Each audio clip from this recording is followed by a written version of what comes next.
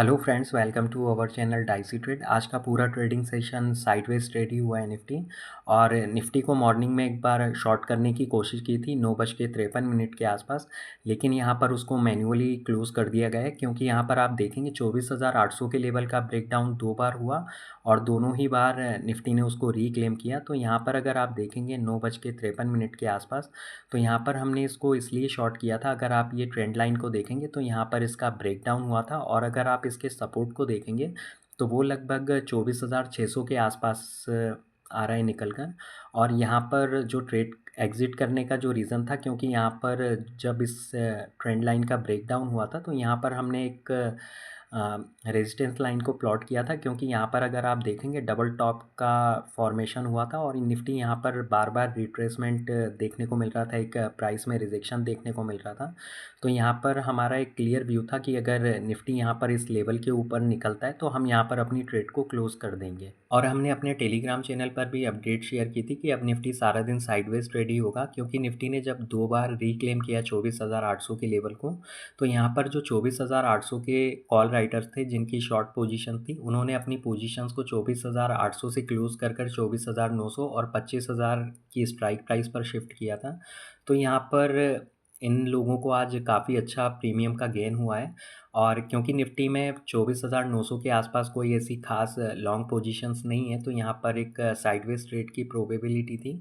तो यहाँ पर इसलिए हमने इस अपडेट को शेयर किया था। और हम इंडेक्स मैनेजमेंट के बारे में कई बार डिस्कस कर चुके हैं। तो कल देखा जाए तो रिलायंस में जो एक स्पेकुलेटिव बाइंग थी, तो वहाँ पर उसकी वजह से निफ्टी में एक स्टेबिलिटी देखने को मिली थी। और अगर आप आज एलटी को देखेंगे, क्योंकि ये 6th नंबर का सबसे हैवी वेटेज स्टॉक है निफ्टी में, और अगर आप यहाँ पर इसमें पॉइंट वाइज कंट्रीब्यूशन देखेंगे, निफ्टी में लगभग 57 पॉइंट का कंट्रीब्यूशन किया है और निफ्टी लगभग 33 पॉइंट के हरे निशान के साथ बंद हुआ है।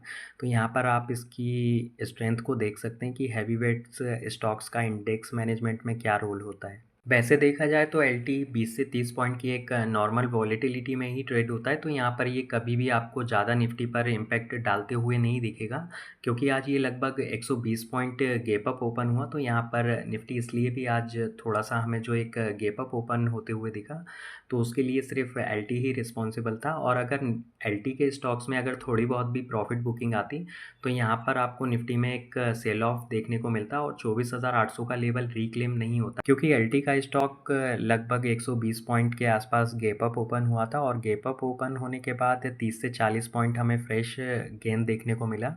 और जब हमने निफ्टी को शॉर्ट किया था 9:53 के आसपास, तो यहाँ पर आप देखेंगे सेम टाइम फ्रेम में एलटी के स्टॉक्स में भी हमें एक प्रॉफिट बुकिंग देखने को मिली थी। और अगर आप उसके बाद देखेंगे तो यहाँ पर निफ्टी में भी एक हमें फॉल देखने को मिला, 24,800 के लेवल का भी ब्रेकडाउन हुआ।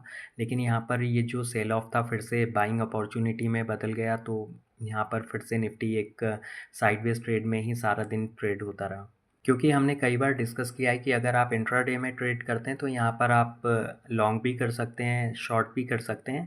तो यहाँ पर ऐसी कोई लड़ाई नहीं है कि हमें सिर्फ शॉर्ट करना है निफ्टी को, लेकिन बाय करने के लिए हमें काफ़ी सारी चीज़ें भी देखनी पड़ेंगी। क्योंकि निफ्टी में अगर आप मोस्टली टाइम देखेंगे, पिछले कुछ दिनों से यहाँ पर कोई ना कोई हैवी वेट से स्टॉक आकर निफ्टी को बचा लेता है। तो यहाँ पर एक स्टॉक के इन्फ्लुएंस से ज़्यादा दिन तक मार्केट में आप स्टेबिलिटी नहीं रख सकते। और अगर हम निफ्टी के चार्ट को एनालिसिस करें, तो यहाँ पर हमने एनालिसिस करने के लिए 1 मिनट के टाइम फ्रेम को सिलेक्ट किया है। और आपने देखा होगा इंट्राडे में जब भी निफ्टी 24,860, 70, 80 के आसपास आता था, तो यहाँ पर हमें एक प्राइस में रिजेक्शन देखने को मिलता था, क्योंकि यहाँ पर ये हमें कहीं न कहीं एक बेयर्स की जो पावर है उसके बारे में इंडिकेशन देख रहा है। यहाँ पर बेयर्स काफ़ी हावी हैं अगर देखा जाए, तो यहाँ पर काफ़ी एग्रेसिवली यहाँ पर सेलिंग कर रहे हैं। अगर आप यहाँ पर कैंडल के साइज़ को देखेंगे 1 मिनट के टाइम फ्रेम पर, तो यहाँ पर जैसे ही प्राइस में रिजेक्शन आता है, तो यहाँ पर काफ़ी बड़ी कैंडल्स के साथ यहाँ पर रिजेक्शन देखने को मिलता है। यहाँ पर जैसे ही कोई लॉन्ग पोजीशंस क्रिएट करता है डेरिवेटिव्स में, तो यहाँ पर हमें एक फ्रेश सेलिंग होते हुए दिखती है। और ये जो कैंडल की अगर आप बॉडी को देखेंगे, तो यहाँ पर ये मारूबोजू कैंडल स्टिक बनते हुए दिखाई दी हैं दिन में हमें 2-3 बार। और यहाँ पर हमें फिर से मार्केट बंद होने के पहले लगभग 2:30 बजे से यहाँ पर फिर से एक सेलिंग प्रेशर आते हुए देखने को मिला और ये सेलिंग प्रेशर इतना स्लो आ रहा था तो यहाँ पर पुट बाइंग की कोई अपॉर्चुनिटी नहीं थी। अगर आप फ्यूचर में ट्रेड करते हैं तो फिर भी आप 30-40 पॉइंट का प्रॉफ़िट बना सकते हैं, लेकिन अगर आप ऑप्शन बाइंग करते हैं तो यहाँ पर आपका सिर्फ़ प्रीमियम का ही नुकसान होगा।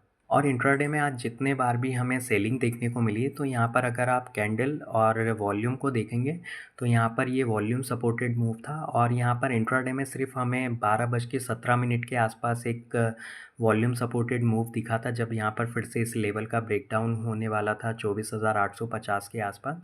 तो यहाँ पर ये एक वॉल्यूम सपोर्टेड मूव था और अगर आप उसके बाद देखेंगे तो सारा दिन यहाँ पर बेयर्स ने ही डोमिनेट किया है, क्योंकि अगर आप वॉल्यूम के डिस्ट्रीब्यूशन को एनालिसिस करेंगे तो यहाँ पर काफ़ी हैवी शॉर्ट किया गया है निफ्टी को।